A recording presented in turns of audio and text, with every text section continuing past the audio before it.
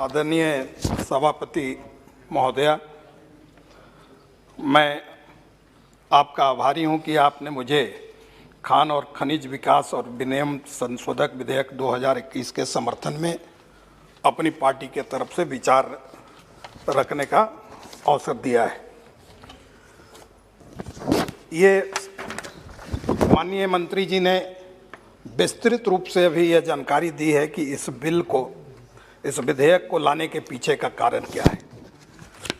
हम सबको पता है कि भारत के पास विभिन्न खनिजों का भरपूर भंडार है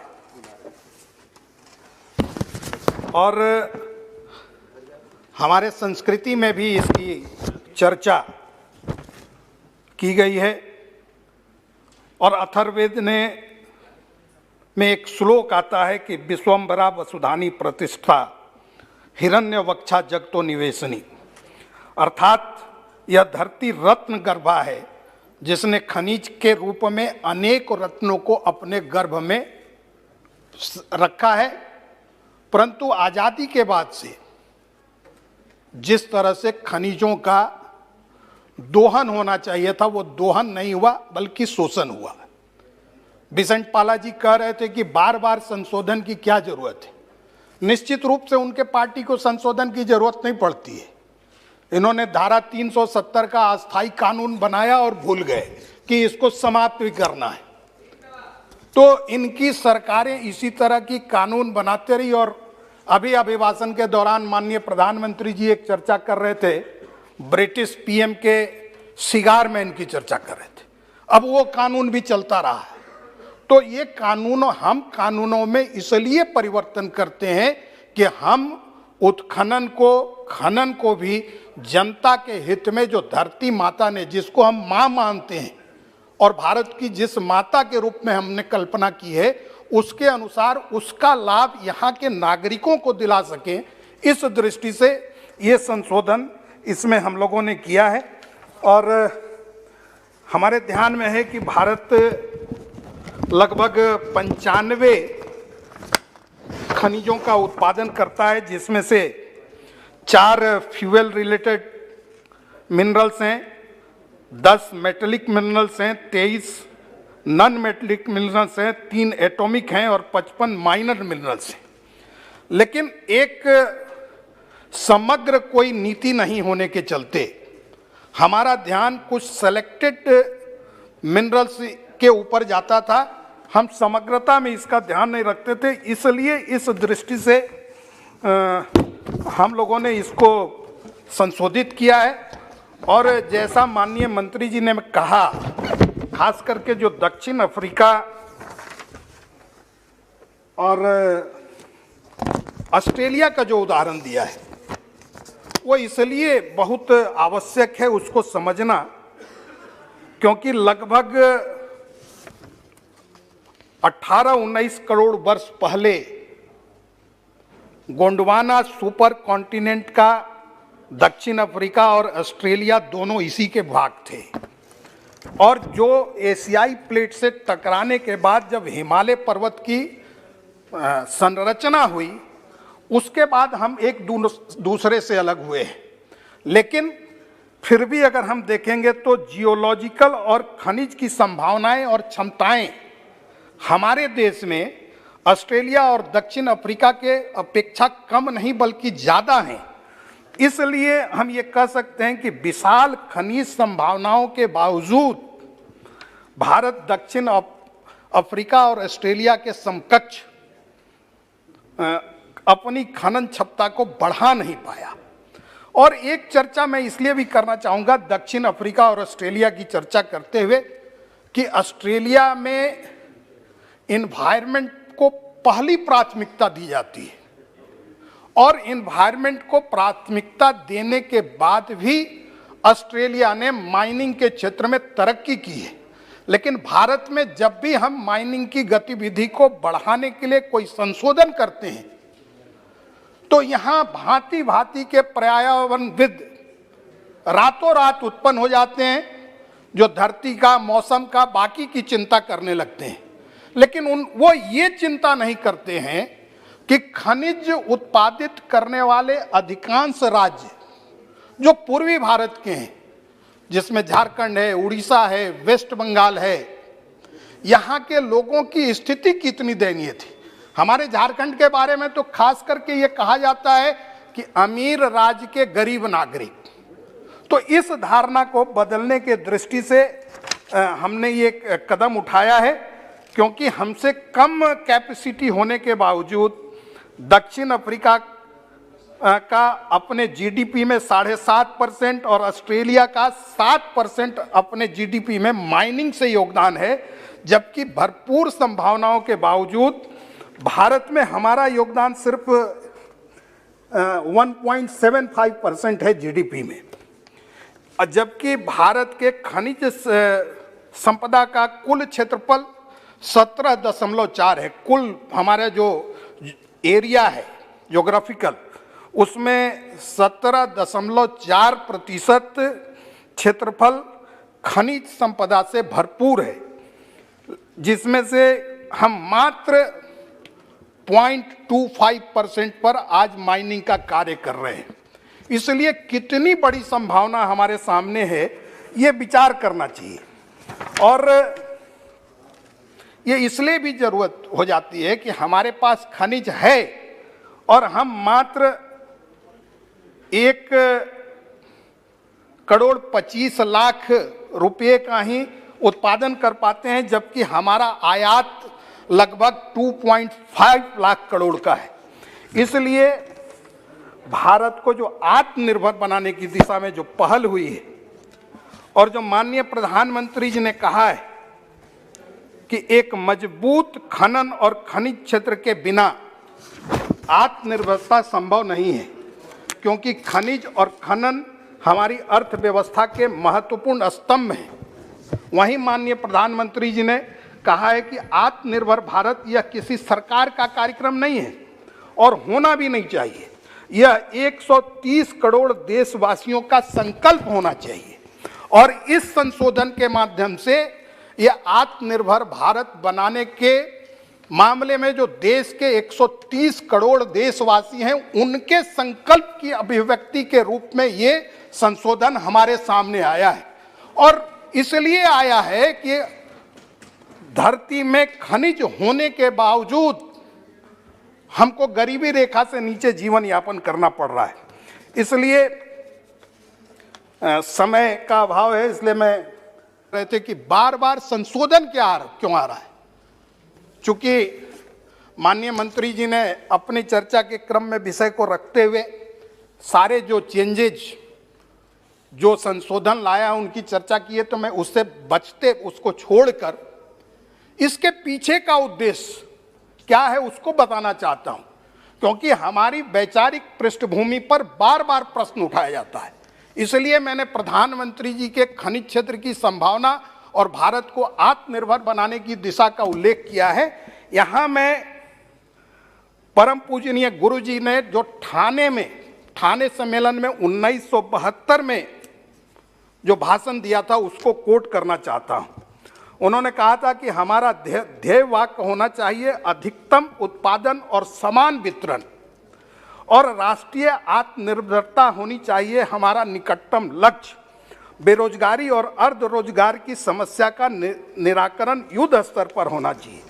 और इसी सोच के चलते, इसी सोच को बढ़ाते हुए आदरणीय प्रधानमंत्री जी के नेतृत्व में माननीय मंत्री प्रहलाद जोशी जी ने इस संशोधन को सदन के सामने रखा है। और सबसे अच्छी बात है कि ये MMDR एक्ट में संशोधन लाने से पहले सभी पक्षों से बातचीत की गई है और लगातार बातचीत की गई है, खास करके विभिन्न राज्यों, मंत्रालयों, नीति आयोग के अलग अलग कमेटियों द्वारा, आम जनता के लिए, और साथ ही साथ इस संशोधन के माध्यम से कोल और स्टील के स्टैंडिंग कमेटी ने जो अनेकों बार सुझाव दिए हैं उसको भी इसमें एकोमोडेट किया गया है। इसलिए इसके माध्यम से हम कह सकते हैं कि देश की खनिज क्षमता में 200% की बढ़ोतरी होगी और खनिज के क्षेत्र में आपको पता है कि अगर 1% की वृद्धि होती है तो इंडस्ट्रियल प्रोडक्शन में लगभग 1.5% की वृद्धि होती है। और खनिज के क्षेत्र में, खास करके माइनिंग के क्षेत्र में, क्योंकि इस पूरे संशोधन से अनुमानित है कि लगभग 75 से 1 करोड़ नए रोजगार के अवसर प्रत्यक्ष रूप से उपलब्ध होंगे। तो यहाँ जानना आवश्यक है कि अगर एक नया प्रत्यक्ष रोजगार खनिज क्षेत्र में पैदा होता है तो लगभग 10 नए अवसर बढ़ते हैं। और ये सिर्फ किताबी ज्ञान पर मैं नहीं कह रहा हूं, क्योंकि मैं खुद एक प्रमुख खनन क्षेत्र का प्रतिनिधित्व करता हूं और आज मैं ये कह सकता हूं कि मेरा लोकसभा क्षेत्र चतरा, जिसमें चतरा, लातेहार और पलामू जिला है, वो कोयला के मामले में बहुत अग्रणी स्थान रखता है। और हम कोल इंडिया की जो अनुषंगिक इकाई है CCL, उसका सबसे बड़ा उत्पादन देते हैं। इसलिए हम ये कह सकते हैं कि निश्चित रूप से एक डायरेक्ट एम्प्लॉयमेंट जनरेट होने पर माइनिंग के एरिया में लगभग 10 अप्रत्यक्ष रूप से अवसर खड़े होते हैं। थोड़ा शॉर्ट करने कहा है तो मैं बहुत चर्चा नहीं करते हुए मैं इसलिए भी ये कहना चाहूँगा कि बिसेंट पाला जी ने कहा कि क्यों जरूरत पड़ी, तो मैं इसलिए कहना चाहता हूँ कि उनके समय, उनकी सरकारों के समय जो कल्चर था सरकार का, वो ABCD कल्चर था। और ABCD कल्चर का मतलब है, A का मतलब है वाइट, B का मतलब है बाईपास, C का मतलब है कंफ्यूज और D का मतलब है डिले। और इसी ABCD कल्चर पर वो काम करते रहे, जिसके चलते झारखंड जैसा राज्य जो खनिज के प्रचुर भंडारण के बाद भी आज गरीब है। इसलिए माननीय प्रधानमंत्री जी ने जो मेक इन इंडिया के राष्ट्रीय कार्यशाला में जो रोड मैप दिया था, और उन्होंने रोड के बारे में कहा था कि R for responsibility, O for ownership, A for accountability और D फॉर डिसिप्लिन। तो हमारा रिफॉर्म्स इसी आधार पर आगे बढ़ने वाला है। और माननीय मंत्री जी ने चर्चा करते समय जो कहा है उसको हम 3R के माध्यम से व्यक्त कर सकते हैं। एक तो इस संशोधन को करने के पीछे का रीजंस क्या है, जैसा कि माननीय मंत्री जी ने बताया, और फिर हम क्या रिफॉर्म कर रहे हैं वो भी मंत्री जी ने बताया, और इसके माध्यम से रिजल्ट क्या होगा। तो रिजल्ट के रूप में निश्चित रूप से हम ये कह सकते हैं कि हमने जो $5 ट्रिलियन की इकोनॉमी बनाने का स्वप्न माननीय प्रधानमंत्री जी के नेतृत्व में देखा है, वो 5 मिलियन ट्रिलियन इकोनॉमी बनाने के लिए ये संशोधन जरूरी है। और प्रधानमंत्री जी ने एक दिन कोट करते हुए कहा भी था कि अंग्रेजी में एक कहावत है कि size of the cake matters, यानी अंग्रेजी के इस कहावत के अनुसार केक की साइज जितनी बड़ी होगी उसका लाभ उतने ज़्यादा लोगों को मिलेगा। इसलिए खनिज के क्षेत्र में उत्पादन हम जितना बढ़ाएंगे, उतने क्षेत्र में जितना हमारा आय बढ़ेगा, उसी हिसाब से हमारे सुख सुविधा और बाकी के काम भी बढ़ेंगे। इसलिए हम ये कह सकते हैं कि MMTR एक्ट में हो रहा संशोधन उसी लक्ष्य की प्राप्ति के दिशा में एक महत्वपूर्ण कदम है। और मैं संशोधन के बारे में जो बाकी चीज़ें बातें गई हैं, चूँकि आसन की ओर से शॉर्ट करने का आग्रह है, तो उसको शॉर्ट करते हुए मैं ये बात कहना चाहूँगा कि इससे एक तो कैप्टिव और नॉन कैप्टिव खदानों के अंतर को समाप्त करने से खनिजों को का बिक्री और उपभोग के लिए खनिजों को खोला जा सकेगा। दूसरा, समय पूर्ण उत्पादन करने से रेवेन्यू शेयर में 50% की छूट प्राप्त होगी, जिससे औद्योगिक उत्पादन में वृद्धि होगी और रोजगार के नए अवसर प्राप्त होंगे। ईज ऑफ डूइंग बिजनेस के माध्यम से खनन क्षेत्र में जो अवसर उपलब्ध होंगे उसके माध्यम से $5 ट्रिलियन इकोनॉमी बनाने की। एक्सप्लोरेशन के क्षेत्र में निजी कंपनियों के आने से हम विश्व स्तरीय तकनीक का इस्तेमाल कर सकते हैं और खनिज भंडारों का समुचित दोहन हो पाएगा। इसलिए इसके माध्यम से जो खास करके अनुच्छेद 10A(b) और 10(2)A(c) के बारे में माननीय मंत्री जी ने कहा है, तो उसमें संशोधन सच्चाई यह है कि खनन क्षेत्र को बेड़ियों से मुक्त करने का एक सार्थक प्रयास इसके माध्यम से हुआ है। साथ ही साथ और इसके चलते 500 से अधिक मिनरल ब्लॉक्स नीलामी योग्य हो जाएंगे और पीएसयू भी अपने वर्किंग की ओर ध्यान देंगे, उनमें वर्क कल्चर की ओर आगे बढ़ने की क्षमता प्राप्त होगी।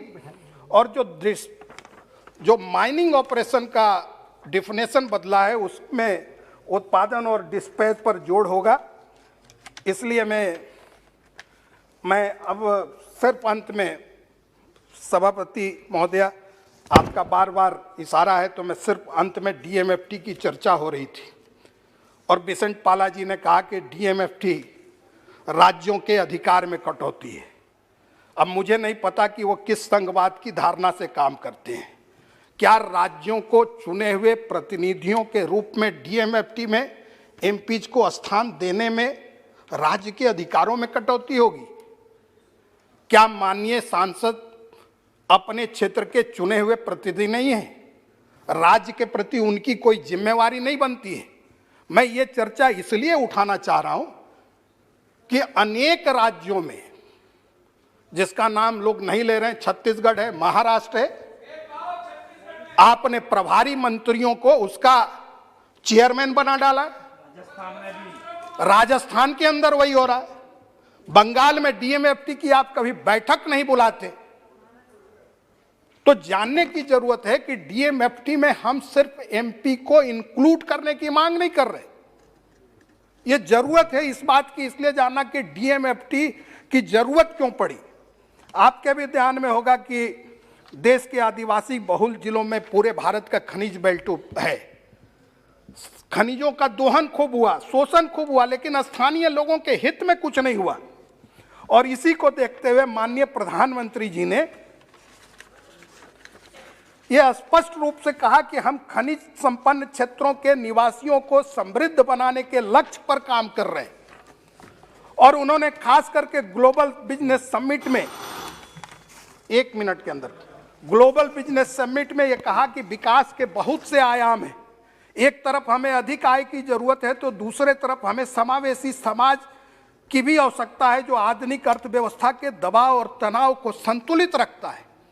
इसलिए वो आबादी जहां से खनिज का उत्पादन होता है और जिसके माध्यम से प्रधानमंत्री खनिज विकास कार्यक्रम को इंप्लीमेंट करने की जिम्मेदारी है। और चूंकि आप समय नहीं दे रही हैं इसलिए मैं आंकड़ा नहीं रख पा रहा हूं। चूंकि मैं आपको बता सकता हूं कि राजस्थान में मात्र जो कलेक्शन हुआ उसका 29% ही खर्च हुआ। वहीं वेस्ट बंगाल में मात्र 23% खर्च हुआ। उसके अलावे महाराष्ट्र में 41% खर्च हुआ। झारखंड की भी यही स्थिति है। कुल योजनाएं सैंक्शन है 2,14,014 और योजना कंप्लीट हुई है मात्र अब तक 95,000 और तो और 16,875 योजनाएं हाथ में लेने के बाद छोड़ दिया गया। इसलिए ये आवश्यक है कि इस अधिनियम के माध्यम से मैं तो माननीय मंत्री जी से आग्रह करूंगा कि सिर्फ सदस्य ही नहीं बनाएं, मेंबर ऑफ पार्लियामेंट का कंसेंट अनिवार्य करें। यह भी मैं आपके माध्यम से आपके सामने रखना चाहता हूं। इसलिए मैं अंत में, चूंकि आप बार बार आपका आग्रह है, तो मैं अपनी बात को समाप्त करते हुए कहना चाहूँगा कि इस संशोधन के माध्यम से प्रोडक्शन डबल होगा, ट्रांसपेरेंसी बढ़ेगी, स्टेट का रेवेन्यू बढ़ेगा। सबसे बड़ी बात है कि कहीं भी इस संशोधन के माध्यम से स्टेट के रेवेन्यू की कटौती नहीं की है, बल्कि इसके माध्यम से एडिशनल रेवेन्यू देने का प्रयास किया गया है और पीएम खनिज विकास योजना का क्रियान्वयन होगा। मैं अंत में सिर्फ माननीय प्रधानमंत्री जी को राष्ट्रपति के अभिभाषण पर जो उन्होंने कहा था उसको कोट करते हुए कि हम देश को नई ऊंचाइयों पर ले जाने के सपनों की नींव रखी जा रही है। नए वर्ल्ड ऑर्डर में भारत को अपनी जगह बनाने के लिए समर्थ होना पड़ेगा और उसका रास्ता है आत्मनिर्भर भारत। और उन्होंने इसको एक कविता, वो जो सामने मुश्किलों का अंबार है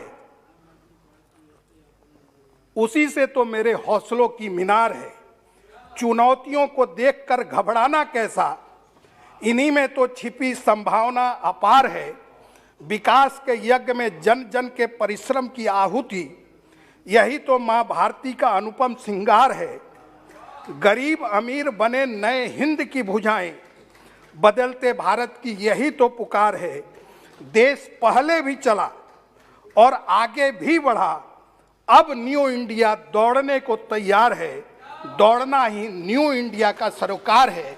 मैं माननीय प्रधानमंत्री जी को कोट करता हुआ माननीय मंत्री प्रहलाद जोशी जी को अत्यंत बधाई देते हुए इस संशोधन का समर्थन करता हूं कि इस संशोधन के माध्यम से, खनिज विकास के माध्यम से देश की गरीब जनता को समग्र विकास नसीब होगा। बहुत बहुत धन्यवाद।